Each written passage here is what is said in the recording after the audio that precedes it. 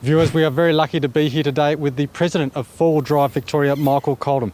Now, Michael, we've recently featured some fantastic trip reports down around the Paddy Swamp, but involving DSE, there has been some negative action, I believe, recently down there. Yes, DSE have got a policy going at the moment for some track closure, and it involves the trail bikes, and their policy documents seem to be at odds with the way we do things, and we're having a bit of a problem. Right now, we've got a DSE department working with about $5 million worth of funding to close tracks, and it's designed specifically for the trail bike issue, but it's affecting 4-wheel drive tracks.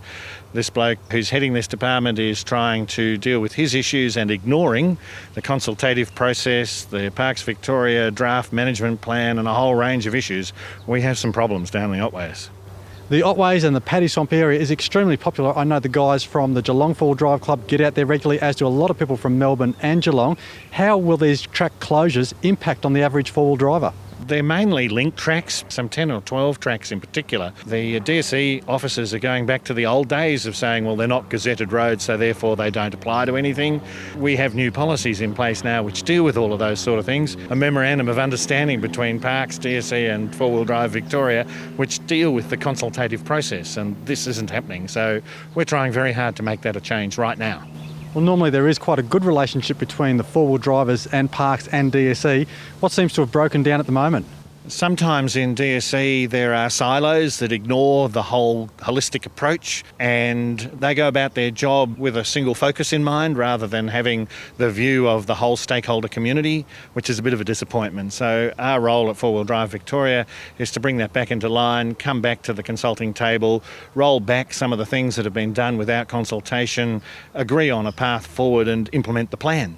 We don't want individual anger from the viewers of 4-wheel drive TV. What do we want the response from the average 4-wheel driver to be? Most 4-wheel drivers that belong in clubs should get in touch with their clubs, which will allow them to get in touch with their regional reps, which will allow the process to flow through 4-Wheel Drive Victoria. For those people that aren't in clubs, they should be giving a call to their local Member of Parliament and saying, you know, I've had enough, this is not good enough, there should be a proper consultative process, and we need to see that that is actually happening. So really it's more of managing the process rather than getting grumpy about it.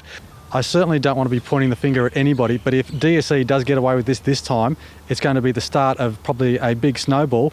So really we want all 4-wheel drivers to do something about it. Yes, we need our club members to actually be aware and actually get involved. We have a whole raft of volunteers that do a fantastic job in a whole range of areas, which is recognised by government. Our Victorian government's doing a great job as far as 4-wheel driving is concerned.